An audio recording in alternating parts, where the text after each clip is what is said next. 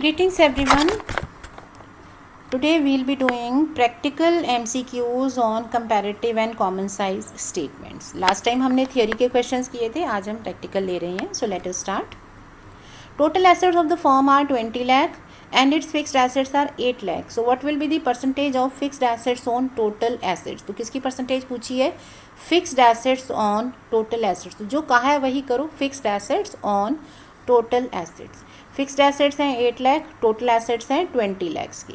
तो कितनी परसेंटेज आ गई आपकी? 40%. परसेंटेज के लिए 100 से मल्टीप्लाई करते हैं, ठीक है ना. सो ये आ गया हमारा 40% इज़ द करेक्ट आंसर.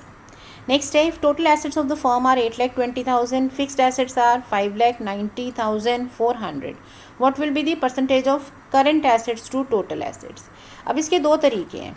या तो आप फिक्स्ड एसेट्स की परसेंटेज निकाल लो और उसके बाद आप बाकी का लिख देंगे कि भाई ये हमारा डिफरेंस जो है वो करंट एसेट्स है, क्योंकि total assets is equal to fixed assets plus current assets. हमें फिक्स्ड एसेट्स बता रखी हैं. मान लो इसका परसेंटेज हम निकालते हैं. ये सपोज आ रहा है हमारा 72%, ठीक है. तो हम इजीली कह सकते हैं करंट एसेट्स 28% है. या फिर दूसरा तरीका क्या है, आप करंट एसेट्स सॉल्व कर लो. ये है 5,90,400. तो करंट एसेट्स कितनी आ जाएंगी? माइनस कर दो 8,20,000 माइनस 5,90,400. सो 9,600 टू 2,29,600, ठीक है. तो ये कितना आ गया? परसेंटेज कितनी आई? Percentage of current assets on total assets, जो कहा है current assets on total assets. So current assets हैं 2,29,600 ऑन टोटल एसेट्स हैं हमारी 8,20,000 इंटू 100. तो कितना आ जाएगा? आप इसको सॉल्व कर लो. 28%. So C is the correct answer. Next है, fixed assets of a company increase from 3 lakh to 4 lakh. So what is the percentage of change? So change कितना हुआ? चेंज तो हमें दिख रहा है, विजिबल है, 1 लाख का चेंज है. तो परसेंटेज कैसे लेते हैं? परसेंटेज हम लेते हैं बेस से. बेस मतलब स्टार्टिंग पॉइंट. तो स्टार्ट कहाँ था आपका? फिक्स्ड एसेट्स का स्टार्टिंग पॉइंट था 3 लाख. 3 लाख से चेंज हुआ है ना, तो नए पे चेंज नहीं लेना, चेंज बेस पे लेना होता है. तो चेंज हम 3 लाख पे लेंगे, ठीक है. नेवर मेक अ मिस्टेक कि हम न्यू वैल्यू पे चेंज लें. चेंज हमेशा पीछे से मेजर होता है. सो जो आपकी ओरिजिनल वैल्यू है उस पर चेंज मेजर होगा. 100 से मल्टीप्लाई करो. सो 33 एंड 33%, ठीक है. नेक्स्ट है, companies liabilities, current liabilities decrease from 4 lakh to 3 lakh. तो चेंज हमारा अभी भी कितना है? 1 लाख का, लेकिन अब ये है माइनस में. सो what is the percentage change? अब परसेंटेज चेंज क्या होगा? 1 लाख अपॉन 4 लाख, क्योंकि चेंज हमें बेस से लेना है. बेस था हमारा 4 लाख, स्टार्टिंग 4 लाख थी. सो परसेंटेज चेंज हमारा आ गया 25%, ठीक है. So A is the correct answer. Next है, company's working capital is 10 lakh negative. तो हमारी कैपिटल माइनस 10 लैक्स है. It became 15 lakh in 2019. Next year हो गई 15 लैक्स. तो what is the percentage of change? अब पहले चेंज मेजर करो. चेंज कितना है? अब समवन में से 5 लाख का चेंज है. 5 का चेंज नहीं है, क्योंकि पहले आपने इस 10 को कवर किया, फिर 15 और लेके आए. तो लॉजिकली स्पीकिंग 25 लैक्स का चेंज है. बट अगर हम करें भी तो closing balance minus opening balance. तो ओपनिंग क्योंकि नेगेटिव में था, तो 15 प्लस 10 25 लैक्स का आपका चेंज है पॉजिटिव साइड में. तो परसेंटेज किस पे लेनी होती है? परसेंटेज लेनी होती है हमें बेस पर. बेस था 10 लैक्स का. So this into 100. लैख से लैख लिखने की ज़रूरत नहीं है. सो 250% का चेंज आ गया हमारे इसमें वर्किंग कैपिटल में. नेक्स्ट है, revenue from operations 20 lakh, cost of revenue 14 lakh, indirect expenses 2 lakh. So what is gross profit? अब ग्रॉस प्रॉफिट क्या होता है? Revenue minus cost of revenue. So revenue है 20 lakhs minus 14 lakh cost of revenue. So 6 lakh आ जाएगा आपका आंसर. इसमें ये मिस्टेक मत करना कि इसको भी माइनस कर दें. पूछा जा रहा है ग्रॉस प्रॉफिट, तो उसमें इनडायरेक्ट एक्सपेंसेस नहीं आते. Next question 7, revenue from operations 4 lakh, cost of revenue is 60% of revenue from operations. Okay, अच्छा. तो कॉस्ट कितनी है? 60%. ऑपरेटिंग एक्सपेंसेस है 30,000. रेट ऑफ इनकम टैक्स है 40%. तो प्रॉफिट कितना आएगा? तो आप रेवेन्यू लिखो 4 लाख माइनस कॉस्ट. कॉस्ट है 60%. सो 60% ऑफ रेवेन्यू कितना हो जाएगा? 2,40,000. तो हमारी ग्रॉस प्रॉफिट कितना बचा 1,60,000। अब इसमें ऑपरेटिंग एक्सपेंसेस कह रहे हैं 30,000 के, ठीक है। सो 1,30,000। अब इनकम टैक्स है आपका 40% का, तो इनकम के ऊपर 40% टैक्स लग गया, तो हमारा कितना बच गया 78,000, ठीक है। सो 78,000 है हमारा profit after tax. Next question, revenue from operations 8 lakh, gross profit ratio 32%। Okay, तो ग्रॉस प्रॉफिट हम सीधे निकाल सकते हैं 32% ऑफ रेवेन्यू, तो कितना आ जाएगा ग्रॉस प्रॉफिट 2,56,000। इनडायरेक्ट एक्सपेंसेस कितने हैं 10% ऑफ जीपी। ग्रॉस प्रॉफिट ये है ग्रॉस प्रॉफिट, तो इसका 10% हमारी एक्सपेंसेस हैं 25,600, ठीक है। तो कितना आ गया हमारा 2,30,400 आ गया हमारा नेट प्रॉफिट। अब इसमें वो कह रहा है कि 40% इनकम टैक्स है, तो प्रॉफिट आफ्टर टैक्स कितना होगा। सो इनकम टैक्स है 40%, ठीक है। इसको काटेंगे, बाकी बच जाएगा प्रॉफिट आफ्टर टैक्स। अब इतनी कैलकुलेशन हम क्यों करें, हमें पता है अगर 40% टैक्स है तो 60% प्रॉफिट बचेगा आफ्टर टैक्स। सीधी सी बात है ना, प्रॉफिट का 40% टैक्स में दे दोगे तो 60% ही तो बचेगा। तो रादर देन कि मैं 40% निकालूं फिर माइनस करूं, मैं सीधा 40% की जगह 60% से प्रॉफिट सॉल्व कर सकती हूँ, ठीक है।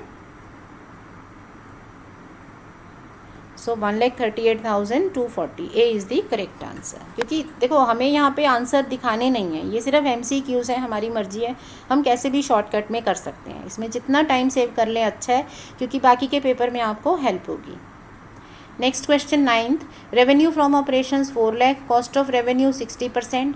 अब यहाँ भी हम यही चीज़ कर सकते हैं, अगर हमारा कॉस्ट ऑफ रेवेन्यू 60 है तो ग्रॉस प्रॉफिट 40% बचेगा, ठीक है ना। तो रादर देन कि आप 4 लाख में से 60% माइनस करें, आप सीधे 40% का जीपी निकाल लें, तो ग्रॉस प्रॉफिट हो गया 1,60,000। अब इनडायरेक्ट एक्सपेंसेस हैं आपके 15% के, तो आपका नेट प्रॉफिट कितना बचेगा 85%। तो ये आपकी मर्जी है, आप सीधे 85% निकाल लें नेट प्रॉफिट या 15% माइनस करें। सो 1,36,000 आ गया। अब इसमें से हमें इनकम टैक्स देना है 40%, तो हमारा जो नेट प्रॉफिट है आफ्टर टैक्स बचेगा 60%। तो हमारी मर्जी है 40% माइनस करें या 60% सीधे हम सॉल्व कर लें।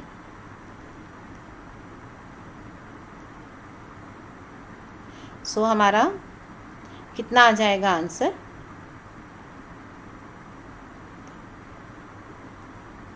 81,600, ठीक है। तो हमारा आंसर है 81,600।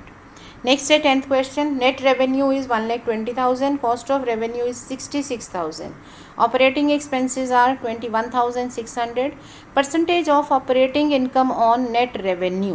ओके, तो अब हमें परसेंटेज सॉल्व करनी है। तो पहले रेवेन्यू कितना है 1,20,000 लेस कॉस्ट है 66,000, तो हमारा ग्रॉस प्रॉफिट बचा 54,000। इसमें से ऑपरेटिंग एक्सपेंसेस हमने माइनस किए 21,600, ठीक है। तो बाकी हमारी ऑपरेटिंग इनकम कितने बच गई, ऑपरेटिंग प्रॉफिट 32,400। परसेंटेज किसकी पूछी है, ऑपरेटिंग प्रॉफिट ऑन, जो कहा है वही करो, operating profit on net revenue, ठीक है। तो ऑपरेटिंग प्रॉफिट है 32,400, नेट रेवेन्यू है 1,20,000 इंटू 100, सो 27% आ गया आपका इसका परसेंटेज। जैसे कहा जा रहा है वैसे ही सॉल्व करना है। नेक्स्ट है question 11th, if net revenue from operations is 15 lakh, gross profit is 9 lakh, operating expenses 75, percentage of operating income on net revenue. Okay, तो ग्रॉस प्रॉफिट है 9 लाख, इसमें से हमारे ऑपरेटिंग एक्सपेंसेस निकल गए 75,000 के, तो हमारी ऑपरेटिंग प्रॉफिट आ गया 8,25,000। अब ये क्या कह रहा है, क्या परसेंटेज निकालनी है, operating income on net revenue. तो नेट रेवेन्यू था 15 लाख का, operating income to net revenue, operating income है 825, नेट रेवेन्यू है 15, तो इसकी परसेंटेज सॉल्व कर लो, जैसा कहा गया है वैसा ही करना है। सो ये सॉल्व हो गई 55%, ठीक है ना। 825 को 15 से डिवाइड किया। नेक्स्ट है question 12, companies working capital is 10 lakh, it became 5 lakh negative in the next year, so percentage change. तो देखो 2018 में 10 लाख, नेक्स्ट ईयर में 5 लाख माइनस, तो चेंज कितना है? अब चेंज कैसे होता है? क्लोजिंग माइनस ओपनिंग, सो -5 -10 चेंज हो गया -15 लाख का।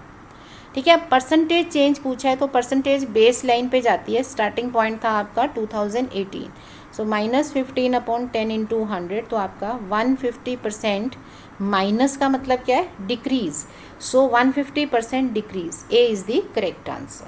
ठीक है, नेक्स्ट है question number 13, fixed assets of a company increase from 3 lakh to 5 lakh, so what is the absolute and percentage change? Absolute change तो 2 लाख है, 3 से 5 लाख हो गया, सो 2 लाख का एब्सोल्यूट चेंज है वो तो यहाँ दिख रहा है 3 में, बट परसेंटेज चेंज क्या होगा? 2 लाख अपॉन बेस, बेस क्या होता है? स्टार्टिंग पॉइंट, सो 2 लाख अपॉन 3 लाख, चेंज का percentage change upon base, base होती है शुरू की वैल्यू, सो इसे हम 100 से अगर करते हैं तो 66.6% के करीब इसका आंसर है, so A is the correct answer. Similar question, current assets decrease from 3 to 2,50,000, so change हो गया हमारा 50,000 का। अब परसेंटेज कितनी होगी? एब्सोल्यूट चेंज में आपका डिक्रीज हो रही है, परसेंटेज चेंज के लिए बेस पे लेके जाएंगे इसको, बेस है स्टार्टिंग पॉइंट, सो ये हमारा आ गया 6, सो 16.67%, माइनस का मतलब डिक्रीज में। ठीक है, तो ये हमारा आंसर होगा 50,000 एंड 16.67%। नेक्स्ट है हमारा, total current and non current liabilities of the firm are this much, current and non current assets are these many, what is the percentage of share holders funds in common size statement? Okay, तो common size statement में share holders का funds कितना है? तो अगर हम balance sheet का format सोचें तो बैलेंस शीट में इक्विटी एंड लाइबिलिटी में शेयर होल्डर्स का फंड्स होते हैं, ठीक है, और साथ में होती हैं long term liabilities and current liabilities, इनका टोटल हमें 8,40,000 बता रखा है। उसके बाद बैलेंस शीट में आती हैं एसेट्स, एसेट्स में हमें non current and current assets में हमें 6,40,000, 3,60,000, तो टोटल हो गया 10 लाख। इसका मतलब ये टोटल लाइबिलिटीज़ का भी टोटल इतना ही होगा, है ना। तो शेयर होल्डर्स फंड्स कितने बचे? अगर टोटल 10 लाख है बैलेंस शीट का तो शेयर होल्डर्स फंड्स बचेंगे 1,60,000, क्योंकि 8,40,000 की लाइबिलिटीज़ है, सो शेयर होल्डर्स फंड्स हैं 1,60,000। आप इसमें फॉर्मूला भी यूज़ कर सकते हो, share holders funds is equal to total assets minus external liabilities. ठीक है, और हम इसे एक बैलेंस शीट के फॉर्मेट में भी याद रख सकते हैं, it is up to us. So इसमें शेयर होल्डर्स फंड्स का परसेंटेज क्या होगा? परसेंटेज के लिए क्या होता है, हम टोटल को 100 मान लेते हैं, सो इसको 100 मान लिया तो इसका परसेंटेज कितना आया? 160 अपॉन 10 लाख, है ना, इंटू 100, तो ये परसेंटेज आ गया 16%, सो ये आ जाएगा 16%। सो आई होप आपको ये क्वेश्चंस क्लियर हैं। आपको अगर ये क्वेश्चंस और इनको समझाने का मेथड क्लियर है, please like share and subscribe to my videos. और मैंने कुछ वीडियोस डाले हुए हैं 11th क्लास के स्टार्टिंग के, कुछ वीडियोस हैं मेरे 12th क्लास के, जिसमें मैंने स्टार्ट किया था NPO से, उसमें मैंने पार्टनरशिप कंप्लीट करा दिया है, ठीक है ना। सो इनके वीडियोस मैंने डाले हुए हैं। 11th क्लास का भी काफ़ी शुरू का कोर्स वर्क में वीडियो डाले हैं, you can watch these videos to clear your doubts, क्योंकि इसमें मैंने जो बेसिक्स ऑफ अकाउंटिंग है, फंडामेंटल्स ऑफ अकाउंटिंग है, उसको मैंने डाला है, so you can watch these. Apart from that, if you ever come across these videos और आपके कोई नियर एंड डियर वंस में कोई आपका फाइनेंशियल अकाउंटिंग पढ़ रहा है, कंपनी अकाउंट्स पढ़ रहा है या CA का कोर्स कर रहे हैं, they can also watch my videos, मेरी इनकी भी प्लेलिस्ट हैं। So stay learning and practising, stay smiling, thank you. So do like share and subscribe.